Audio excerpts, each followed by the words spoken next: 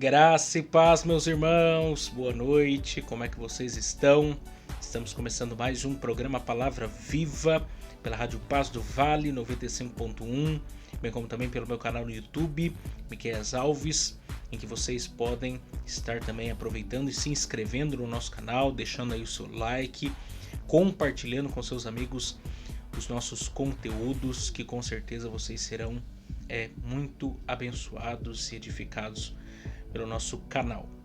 E eu quero, sem perca de tempo, começar o nosso programa dando seguimento à nossa série também falando sobre os pilares da Reforma Protestante. Os pilares da Reforma Protestante, e hoje nós iremos fazer menção do primeiro pilar.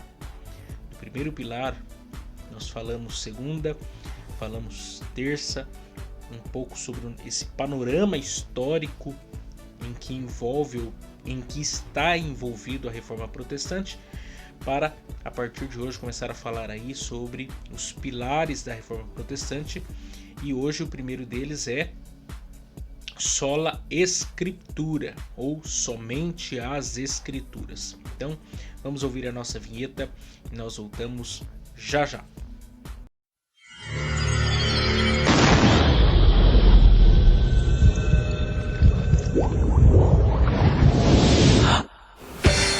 Agora, pela Rádio Paz do Vale 95.1, está no ar o programa Palavra Viva. Muito bem. Deixa eu aproveitar também e fazer aqui um convite especial para vocês para nesse domingo, dia 31 de outubro de 2021, o dia que é comemorado a Reforma Protestante. Nós estaremos fazendo um grande culto de celebração lá na nossa igreja, Assembleia de Deus Ministério Belém, na congregação do Vila Rica. E você é meu convidado para estar juntamente conosco nesse grande dia de ações de graça, de louvor, de adoração a Deus, por esse acontecimento histórico tão fundamental que nos atinge até os dias atuais. Então você pode estar juntamente conosco lá. Nós estamos situados na Avenida Abel Correia Guimarães, 1332, Vila Rica, Pindamonhangaba, São Paulo. Avenida Abel Correia Guimarães, 1332, Vila Rica, Pindamonhangaba, São Paulo. Estamos ali na Rua do Senai, fácil de achar, você que é aí de Pindamonhangaba ou da região. Então aproveite e vá lá nos fazer uma visita. Mas vamos ouvir os nossos patrocinadores e logo em seguida falando aí sobre o primeiro pilar da Reforma Protestante, o sola Scriptura. Agradecemos aqui o Pinda Baterias, situado na Avenida Dr. Fonte Júnior, 1149. Maria Áurea, Pindamonhangaba, São Paulo. Telefone 12 3648 8135 ou 12 99191 3026. Bateria somente para carros a partir de R$ 150 com troca, em até 3 vezes sem juros. Tratar com Neide Ramos ou Cláudio Bueno. Também agradecemos a Mercearia Betel, situado na Rua Bulgária 355, Pazim, Pindamonhangaba, São Paulo. Telefone 12 98896 3701. E atenção lancheiros, produzimos o melhor pão de hambúrguer da cidade. Tratar com Wesley. Agradecemos também a Serralheria Venâncio. Telefone 12 98222 2300. Tratar com Cláudio Venâncio. Para confecção de portão basculante, grade, portão de correr, cobertura de policarbonato e toldos. Agradecemos também a Dona Maria Bolos e Salgados, situado na Avenida CTI 205, Bonfim, Taubaté, São Paulo. Telefone 12 3624 2875 ou 12 99230 5387. Facebook e Instagram, Dona Maria Bolos e Salgados. Lá eles possuem bolos decorados, bolos secos, bolos fitness, salgados fritos e assados, doces tradicionais e personalizados e bolos temáticos com pasta americana. Agradecemos aqui também a Giliar e Engenharia, situado na Galeria Barão, Box 14, Centro de Pindamonhangaba, São Paulo. Telefone 12 98105 4725. Tratar com Eliel Ferreira para aprovação de projetos, desmembramento e unificação de lote. Muito bem. Então vamos partir para a exposição da Palavra de Deus. E eu confesso que é muito difícil encontrar um texto das Escrituras para tratar das Escrituras, porque existem inúmeros textos que nós poderíamos citar aqui para tratar do sola Scriptura, ou somente as Escrituras. Mas eu escolhi o texto de Hebreus capítulo 3, Hebreus capítulo 4, muito conhecido de todos nós, capítulo 4, versículo de número 12, que diz assim: porque a palavra de Deus é viva e eficaz, e mais penetrante do que qualquer espada de dois gumes, e penetra até a divisão da alma e do espírito e das juntas e medulas, e é apta para discernir os pensamentos e intenções do coração. Nós já observamos aqui, nós já pensamos aqui um pouco sobre a história da igreja, fazendo aí um panorama sobre a história da igreja. Se você não acompanhou a primeira mensagem aqui da nossa série falando sobre a Reforma Protestante, eu convido você a acessar aí a playlist Programa Palavra Viva ou a playlist Os Pilares da Reforma Protestante no nosso canal no YouTube, e estar acompanhando essas duas mensagens aí que são de base, que são introdutórias. É fato que nós tínhamos muitas coisas para falar sobre esse assunto. Eu fiz um recorte do que poderia ser falado, mas a Reforma Protestante e esse tema ele é muito abrangente. Nós estamos aqui apenas pincelando esse assunto para deixar claro e não deixar passar batido essa data tão importante. Mas ainda futuramente, se Deus assim nos permitir, eu vou aprofundar ainda muito mais para tratar desses temas tão relevantes e importantes para a história da igreja e para o crescimento espiritual de todos nós.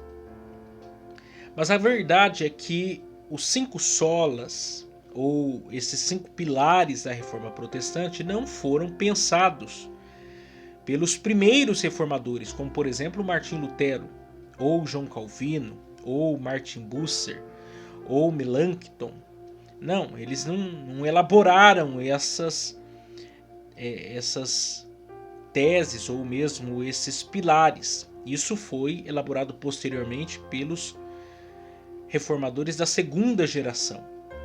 Como que se alguém perguntasse o que foi a Reforma Protestante, ou o que são as bases da Reforma Protestante, eles então, de uma forma bem sintetizada, citaram: a Reforma Protestante é o quê? A Reforma Protestante é sola Scriptura, sola fé, sola gratia, só a Cristo e só a Deus glória. É esse slogan, esses pilares que deram origem à Reforma Protestante, que fizeram da Reforma Protestante um acontecimento histórico. Mas quando nós fazemos então esse recorte, pensando cada um desses tópicos separadamente e observando essas verdades acompanhada da história, do desenrolar, do desenvolver da Reforma Protestante, nós podemos citar, por exemplo, aquilo que aquilo que Lutero disse na sua defesa em 1521, e que posterior a essa fala dele, essa defesa dele, ele veio a ser excomungado da Igreja Católica, recebeu uma bula papal e foi excomungado da Igreja Católica, e a partir daí ele começa de fato uma ruptura, um corte com a Igreja Católica e dando aí seguimento àquilo que ele acreditava ser fundamental para a Reforma Protestante. E ele disse na sua defesa as seguintes palavras: a menos que vocês provem para mim, pela Escritura e pela razão que eu estou enganado, eu não posso e nem me retratarei. Minha consciência é cativa à palavra de Deus. Então, a partir dessa declaração de Lutero, nós podemos perceber que aquilo que Lutero estava dizendo e começou a dizer a partir do dia em que ele afixou na igreja ali do castelo de Wittenberg as suas 95 teses, as suas 95 disputas, ele está dizendo que o que prevalece ou o que deveria prevalecer é a Escritura, a palavra de Deus. E ele está dizendo: eu não posso negar a minha consciência. Eu não posso ir contra aquilo que as Escrituras me atestam como verdade. Eu não posso me curvar, eu não posso aceitar uma outra verdade a não ser a que está revelada na palavra de Deus. Mas talvez quando nós paramos para observar esse fato, ou mesmo para observar essa fala de Lutero, nos nossos dias parece algo normal, parece algo comum, bonito, legal, bacana. Mas para aquele contexto histórico, para aquele momento histórico, ele está indo de encontro, ele está confrontando a soberania da igreja. Ele está contestando as principais autoridades do seu tempo. Ele está jogando uma bomba, uma dinamite no coração daquilo que sustenta a Idade Média. Ou que sustentava até aquele momento a Idade Média, a igreja, a soberania da igreja, dos seus credos, dos seus concílios, das bulas papais, etc. Então ele está confrontando o coração da igreja, ele está confrontando o coração do contexto ao qual ele vive. Porque, por exemplo, a igreja naquele momento já havia aceitado, já havia estipulado, por exemplo, o culto às imagens, às relíquias, a invocação de santos, o purgatório, a missa, a transubstanciação, a confissão auricular, a tradição, a salvação pelas obras, o culto a Maria, que eles consideravam como mãe de Deus, imaculada e corredentora. Então, quando Lutero faz essa declaração na sua defesa, ele está indo contra as autoridades, ele está indo contra o Papa, ele está indo contra a tradição, ele está indo contra as bulas papais, ele está indo contra a igreja. Ele está dizendo o seguinte: eu não acredito mais em nada do que vocês falam, eu não acredito em nada mais do que até agora foi estipulado, que foi verdadeiro, porque eu olho para as Escrituras e eu olho para a realidade da igreja, e duas uma, ou as Escrituras estão erradas ou a igreja está errada. Esse é o confronto, essa é a batalha, essa é a luta que estava diante de Lutero. E por isso que ele queria uma reforma. E vale destacar aqui que Lutero em momento algum queria queria fundar uma outra igreja. Ele não queria fundar outra igreja. Ele queria reformar a igreja que ele pertencia, a Igreja Católica. Em momento algum, Lutero foi um revolucionário. Vou destruir, vou acabar com a Igreja Católica. Ele não queria isso. Ele queria apenas que a igreja voltasse ao Evangelho.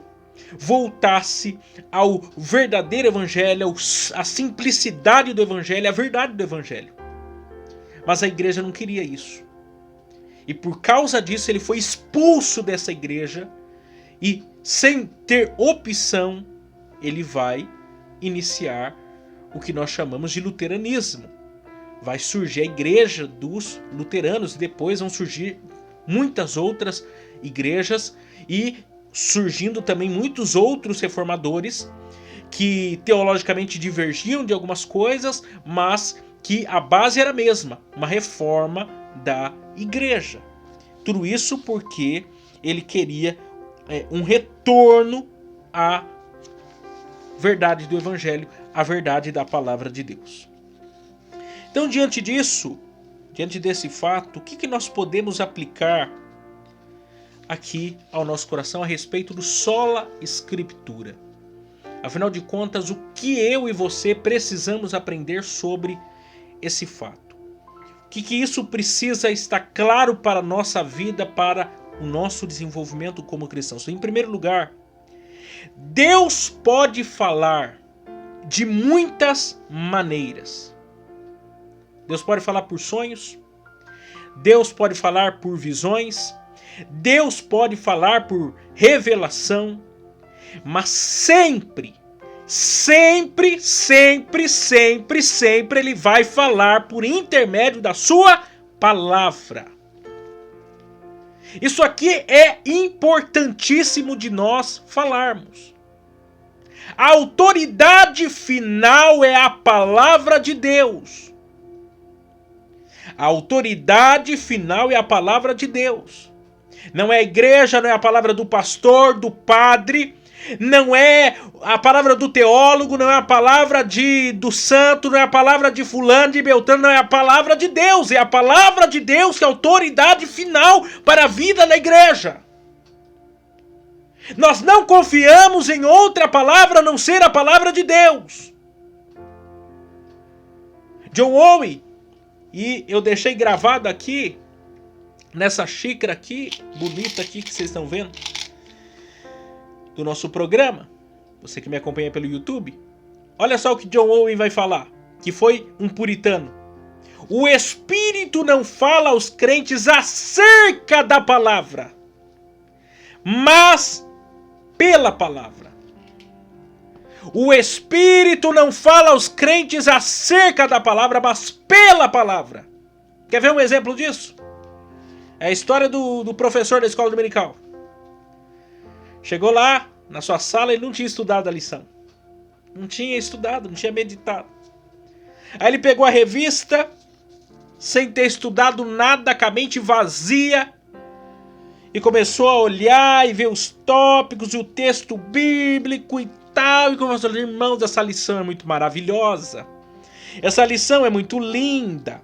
Essa lição é muito preciosa. Essa lição é muito relevante e tal. E só falava isso. Aí um dos alunos levantou o dedo e falou assim: então, meu irmão, agora eu quero saber da profundidade, de quão maravilhosa é essa lição. Eu quero saber da profundeza, da maravilha que é o conteúdo que você tem para nos ensinar.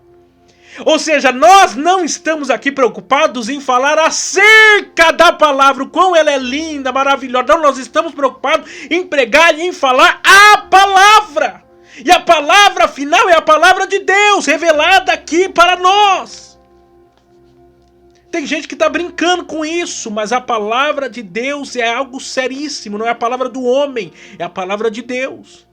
A gente tem que ter temor e tremor diante a palavra de Deus, porque não é a minha palavra, é a palavra dele. Eu não posso colocar as minhas ideias no texto, eu tenho que entender o texto à luz do seu contexto, eu tenho que tirar do texto o que está no texto, eu não posso colocar no texto aquilo que não está no texto, porque a palavra não é minha, a palavra é de Deus. O que Deus quer falar? Eu tenho que dizer: assim diz o Senhor, e não assim diz o Miqueias. Ou assim diz a tradição, ou assim diz a confissão. Não, eu quero saber o que diz a palavra, o que Deus quer dizer conosco através da sua palavra. Segundo, estudar a Bíblia é mais importante que ler a Bíblia. Você lembra da pergunta do evangelista Tiago? Aliás, do evangelista Filipe, em Atos capítulo de número 8, ao eunuco que estava lendo o livro do profeta Isaías. Em Atos capítulo 8, verso 30, Filipe pergunta: entendes tu o que lês? Entendes tu o que lês? Essa é a pergunta da hermenêutica. Essa é a pergunta da interpretação bíblica. Ou seja, não me interessa tanto ler o texto, me interessa interpretar o texto. O que o texto está significando? E essa é a pergunta de quem estuda o texto, quem tem um olhar diferenciado. Não é uma leitura superficial, é uma leitura profunda, de análise, de compreensão, de usar as ferramentas da exegese, da hermenêutica para tirar do texto o que está no texto. Entender o texto à luz do seu contexto, porque você sabe que texto sem contexto é pretexto para heresia. Eu tenho que entender o que eu estou lendo, senão não adiantou. Eu não posso fazer uma interpretação pessoal do texto, não, eu tenho que entrar no texto, no contexto do texto, buscar entender o que o texto quer dizer. E tem muita gente que até conhece o texto superficialmente, mas não estudou o texto, não se aprofundou, não buscou interpretação. O próprio Jesus, conversando com os fariseus, por vezes ele dizia: como tu interpretas a lei? Em outras palavras, entendes tu que lês? O que você entendeu daquilo que você leu? Porque ler não é estudar, ler é um dos parâmetros, um dos primeiros passos para se estudar, mas ler não é estudar. Porque você pode ler qualquer coisa, mas estudar tem a ver com se apropriar de um conhecimento, se aprofundar, dedicar-se, examinar, ser exaustivo, afadigar-se, estudar. A palavra de Deus foi feita para estudar. Nós precisamos estudar. Esse texto é antigo. Foi escrito dentro de um contexto, dentro de uma linguagem. Eu preciso mergulhar no contexto do texto. Eu preciso buscar a revelação do Espírito Santo dentro do contexto. Senão eu vou aplicar errado a palavra de Deus ao meu coração nos dias de hoje. Terceiro, a letra não mata. O que mata é conhecer a letra sem conhecer o Evangelho. A letra não mata. O que mata é conhecer a letra sem conhecer o Evangelho. Quando Paulo diz que a letra mata, ele está falando do quê? Daqueles homens religiosos que leem a palavra de Deus sem a lerem pelas lentes do Evangelho. O que mata é essa religiosidade vazia, sem ser mediada pelo Evangelho. Eu não posso ler a palavra de Deus sem interpretá-la à luz do Evangelho. Eu tenho que encontrar o Evangelho em cada versículo, capítulo, linha, livro da Bíblia. Eu tenho que achar o Evangelho. Porque se eu não ler esse livro à luz do Evangelho, eu estou com um seríssimo problema. Porque eu vou morrer espiritualmente, porque eu não entendi, não achei o Evangelho. É preciso de ter essa compreensão. Romanos capítulo 12, versículo de número 11, tem lá um texto, deixa eu ler rapidinho com vocês, que nos diz que o zelo precede o fervor. Olha lá. Não sejais vagarosos no cuidado. Sede fervorosos do Espírito, servindo ao Senhor. Zelo precede fervor. Não existe fervor sem zelo. John Stott vai dizer que crer também é o que? Pensar. Crer também é pensar. Você tem que estudar o texto, irmão. Você tem que buscar conhecer a palavra de Deus, se aprofundar nisso. Há uma música de João Alexandre de Silveira, que ele diz: é proibido pensar. E a questão é o seguinte: se é proibido pensar, não é bíblico, é tradição e costume de homens.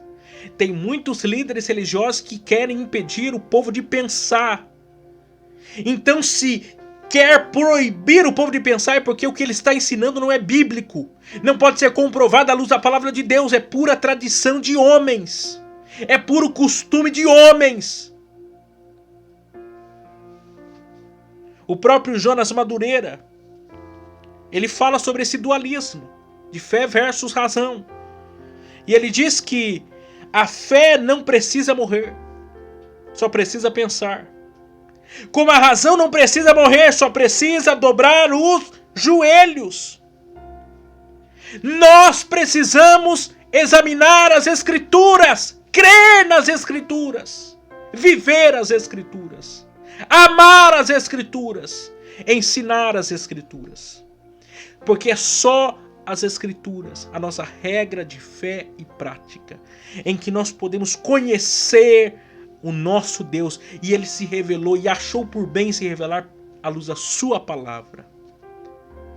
Isso é o que tem de mais valioso, isso é o que tem de mais precioso para o nosso crescimento espiritual.